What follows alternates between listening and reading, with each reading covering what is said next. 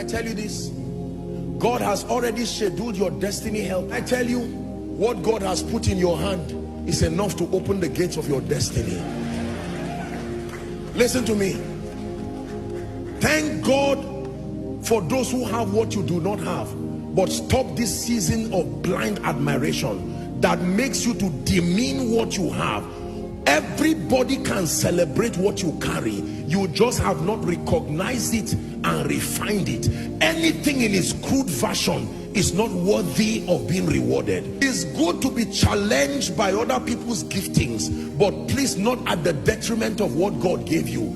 Thank God for Apostle Joshua Selman, but what you are seeing is a refined version of something you may even have a greater version of. Anything looks bad when it is not refined, including oil. Go and ask those who work in the oil and gas sector. When you see oil in its raw and crude state, the smell alone will drive you away. You almost want to suffocate.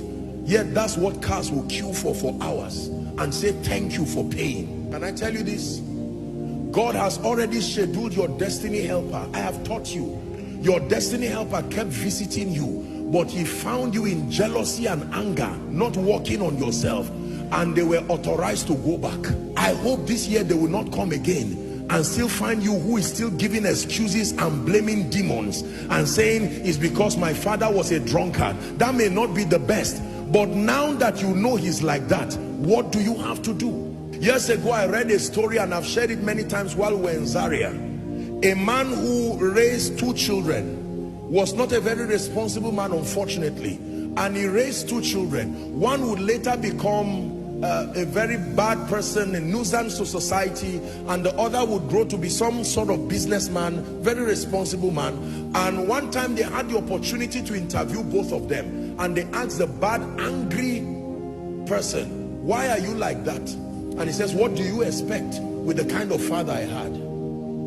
That was his excuse. Why are you bad and bringing trouble to society? He said, what do you expect with the kind of father I had? They now ask his successful brother, why are you like this? And said, he's also answered the same way. What do you expect with the kind of father I had? For one person, his father's negative situation was a challenge that made him say, if I came from a poor family will not come out of me. It was a determination. For another person, he kept blaming. Some of you today will never rise because you are blaming everybody in your life. They didn't help me. I have an uncle somewhere. I even saw him the other day buying cars for his children and not for me. That is a mediocre excuse. Repent today and get back to work. Hold on the steering of your destiny with the determination of one who is walking with God, and begin to drive your life to a place of purpose. It is not because you came from a bad family. I don't downplay the pain that you came from. Let me tell you, there are many people who went through 10 times worse an experience than you, and they have been able to reinvent themselves and to rise.